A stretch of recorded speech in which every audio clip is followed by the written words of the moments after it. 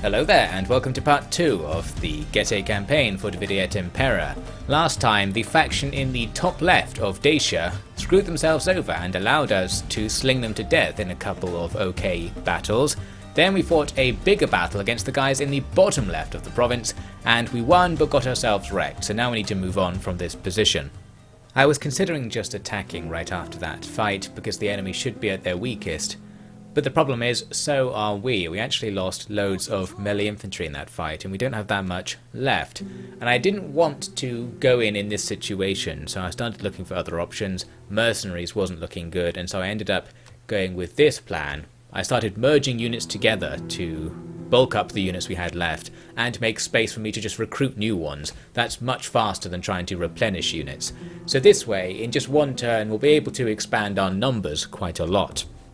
You may recall from the first part that in this campaign I'm trying to do the bonus objectives as the Getae. One of those is to trade with two other factions. So far, nobody is willing to trade even with bribes, so that's proving quite difficult. Now at the start of the next turn, more bad news. We've got the plague. Now our army's taking attrition and the enemy, who previously had it, don't, and they're recruiting. So it's now or never. We have to attack right now before things get worse. Luckily, one of their guys is outside the settlement, so we don't actually have to do a siege attack here. And the balance bar even looks pretty good. We've seen already that that doesn't mean you'll actually be able to auto-resolve the fight and not lose everything. However, I did end up auto-resolving this fight anyway, because it doesn't matter that much. Since we're going to have to march for a few turns before we fight anyone else after this, we'll have some replenishment guaranteed. Therefore, losing a bunch of men doesn't matter. As long as we don't lose any units, that is. That's the only thing you really need to worry about. And that doesn't happen, so we're in the money. And speaking of money, I'm going to be quite nice to the enemy and ransom their captives back. Usually I just execute absolutely everybody because it's efficient and easy. But there is more money to be made ransoming the enemy back and then just killing them again immediately afterwards, Three Kingdoms style. So I do that in this case. Anyway, we move on to another auto-resolve against the town. Now they've got disease as well, we're spreading it, and in we go. By the way, I'm not sure why my mouse pointer isn't filmed. There was an update to the Nvidia drivers and now nothing will record my mouse pointer for some reason. Kind of hoping it will just stop, but for now I have to put up with the tooltips just randomly moving across the screen, seemingly by magic. After that, of course, our objective is to go to the top right and secure the final part of Dacia. And in the meantime, I've unlocked the next tier of units, and these are pretty interesting ones. We've got Chosen Spears, who sound good, and Getae Hoplites. Now we're talking. They're not really similar to Greek hoplites, but it's the same idea in that they're a somewhat heavy spear unit that has a shield wall formation, so they're good at fighting while standing still. We've got choices of other units as well to pick, and we can't pick too many good units because of the Dividiet Impera population system. We've only got so many people who are able to equip the heavy weapons and have the skills to use them. So, for now, we're going to just recruit a few of the Getae Hoplites and move on. We're not going to upgrade our slingers to all of the heavy archers we unlocked, both because of the population thing, and because the slingers are actually quite good as they are. Once we're in position on the border with these guys here, we'll slap down the war declaration. They're already at war with the guys off to their east, one of the steppe tribes. And that's quite handy, because I think that explains why they don't have many troops in their settlement. They must have made a stack already at this point in the campaign, but then lost it fighting somewhere off to the right. Annoyingly, we actually can't reach their settlement from the border in one turn. I tried to do an ambush plan, putting an ambush on the road to my territory just in case they attacked me, but they didn't go for it. Instead, this happens. The faction to the north of my current target decides they're going to declare war on me. Doesn't mean anything right now, but of course once we take this territory we'll now be bordering someone we're at war with, so we need to keep that in mind. So we move on in the next turn to just attack the town. This time the enemy are actually inside the town and it looks like things are going to be challenging. It doesn't seem like they have that much stuff, but they do outnumber us by like 2,000 and some of their troops are heavy units. Possibly better than our new tier of units. I'm not really sure about the stats, of course. But what I decided to do in response to that perceived difficulty was make them sally out, because our attack with hoplites and slingers will be much more effective in an open field where we can easily get our slingers behind the enemy. And eventually the enemy do sally out. I think they're guaranteed to sally if they have an advantage on the balance bar. I believe that's how the AI works. Anyway, so now we have this same battle we just saw, but it's in the field, which should make things better, although the balance bar still looks quite bad. I made a nice hefty mistake right at the start. You can see this interesting formation I'm in. I hit the start battle button without deploying my troops at all, so I really didn't try to have this massive all-slingers front line, you'll have to believe me. So I tried instead to quickly reform before the enemy showed up, but they rushed me, meaning I wasn't in formation by the time they arrived. I was trying to get all my slingers into that forest off on the left, ready to do the usual outflanking manoeuvre, but it's not quite going to happen, and in fact the enemy sent a big unit of cav to attack these slingers. Just like before, my slinger wing has no melee defense. One day I'll learn a lesson, but it's not this day. The enemy cav slam into my slingers and one unit's just getting taken out real fast. And all I'm going to do is have all of the skirmishers try to turn in and take on those cav. Meanwhile, here's our nice looking front line. These are our new Getae hoplites. They're not actually hoplites really, you can see they're armed with swords instead of spears, although the guys at the back appear to have spears, and sometimes a spear appears at the front. I think some animation glitching is going on. As far as I know, the weapon the models are holding isn't in any way representative of their combat ability, it's just the numbers, so I guess we can consider that to be a hoplite unit, it just doesn't look like it. I've got some Jav Cav hanging around behind the enemy, trying to do something similar to our previous big battle where I'm just distracting enemy units, and it appears to be working all too well. I'm not paying enough attention and my Jav Cav are getting killed. Meanwhile, the enemy Cav got killed fighting with my skirmishers. It all worked out in the end. Mainly because my Jav Cav took them out. I'm not sure how much damage the slingers actually did.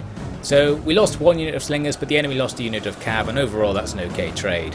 Meanwhile, this frontline engagement is looking good. The enemy are going to take ages to break through our shield wall, so we've got time, and we're going to use that to do some outflanking manoeuvres. Here on the left, I tried to outflank the enemy, but then they outflanked me. Luckily, it's only with townsfolk, so more townsfolk are disrupting my left wing attack with the Jav Cav and slingers, but they're probably not going to last too long, so we'll just get them out of the way. Now there was one point on the front line where things were going a bit worse than others, and it's over here, where I didn't actually notice. We're being attacked front on by a pike unit, and that unit's actually killing loads of my hoplites. They're breaking us apart and pushing deep into our ranks. We're killing them at about the same rate. They're losing their pikemen real fast, but the fact that they might break through and then another unit could go behind our line, that's more of a worry. I focused in on trying to outflank on the left and threw in some of my Jav Cav as well, but the problem was that meant all the things that were being aggroed by the Jav Cav also come in, and we end up being outflanked on or outflanking manoeuvres, that sort of thing. Meanwhile, another unit chases off our skirmishers again. This time it's only a couple of them, but they're now effectively out of the fight, which is a bit of a shame. Things are going well in the centre. Looks like some of their units have just straight up lost in a head-on fight against our hoplites. We've lost plenty of troops as well, mainly against those pikes as I mentioned, but we won out in the end. I think we actually lost proportionally more than the enemy did on some of our units, but I guess we had higher morale and so eventually won the fights because of that, so that's very nice. We finally picked up a load of routes on our left, but more guys are still coming in, so this battle is just kind of reforming. We're killing the enemy behind one line, our hoplites are now doing nothing, and our weaker outflanking units are facing the enemy head on, so we need to go sort that out. Meanwhile, the falconsmen who chased our slingers away have routed one of the slinger units and are now moving to be behind our line. This unit's pretty cheeky and I wasn't really paying attention to it. I've got this other unit of slingers that I moved out from the centre to try and hit this block that started outflanking us on the left. Plus, another fight's about to start. The enemy's garrison army has arrived. They didn't wait for them before the fight started, so now they'll fight us. Hopefully they'll be exhausted from running across the map. We're probably exhausted as well from fighting, but overall we should have the stats on our side. Not too much to worry about with them charging our front. Here's a troubling situation though. Those falconsmen did find the back of my slinger unit. This routed them, and now that they're routing they'll just be absolutely slaughtered as the quick falconsmen chase in and cut them down. So perhaps the age of the unsupported slinger on the wing is coming to an end, the very brief golden age that they enjoyed. They do keep getting killed.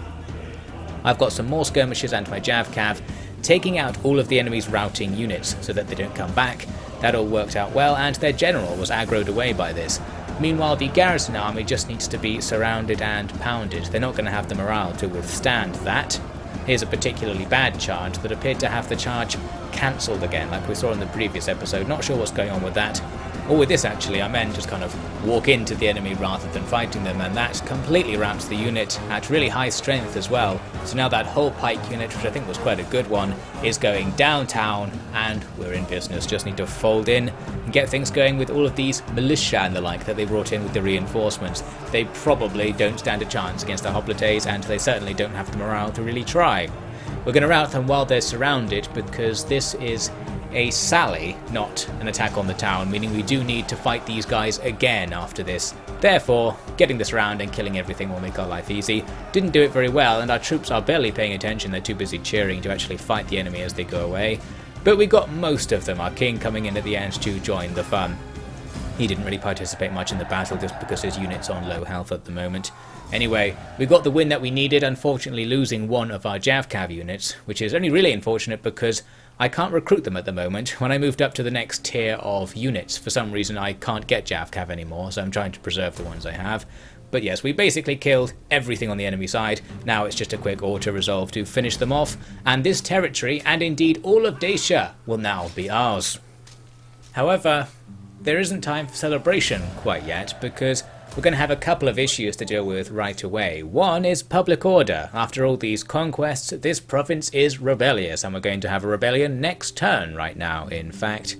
So we need to do something about that. There's also the issue of these guys to the north who declared war on us earlier. Looks like they're already on the way. I'm seeing a bunch of horse archers, some heavy lancers, and some miscellaneous light infantry forming up on the border, so they're probably going to attack soon. We also can't replenish this turn, so our army will remain in bad condition at least until next turn. I'm able though to avoid the rebellion aspect of our problematic situation by lowering the taxes to minimal. This just barely avoids a rebellion for this turn at least. I'm also activating the bread and circuses edict thing, which will increase public order starting next turn.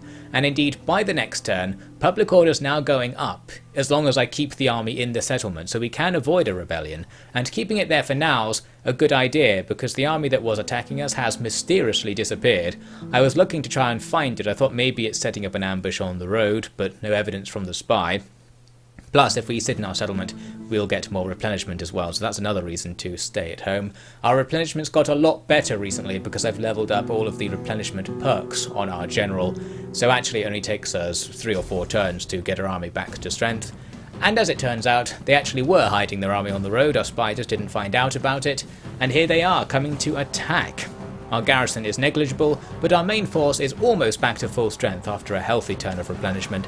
So it's time to face down this steppe-style army in a town defence. We had quite a good map where there are only 2 ways to get to the capture point. The northern way is blocked by a barricade and some hoplites, plus the terrible garrison troops. The southern approach is blocked not only by hoplites but by a bunch of anti-cavalry defences, but no actual blockage, so it's still passable, meaning the AI should try to attack in this direction. I've also popped out some tactical townsfolk to absorb arrows and charges and things like that.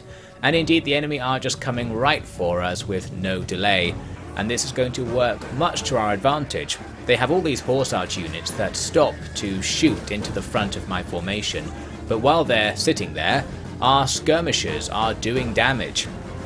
Slingers slightly outrange archers, I think, in this game, so all our slingers just sitting off to the right and left of the approach up to our little cliff can sling away all day. The archers aren't shooting back at them, and while the enemy do have more ranged units than us, because they're all on top of each other, the units are considered to be blocking each other's line of sight. Therefore, basically nobody is firing at us, only a few arrows are actually coming in our direction, and we're just slaughtering the enemy. Really, I've just got lots of footage of me doing absolutely nothing while the slingers gradually kill these horse archers.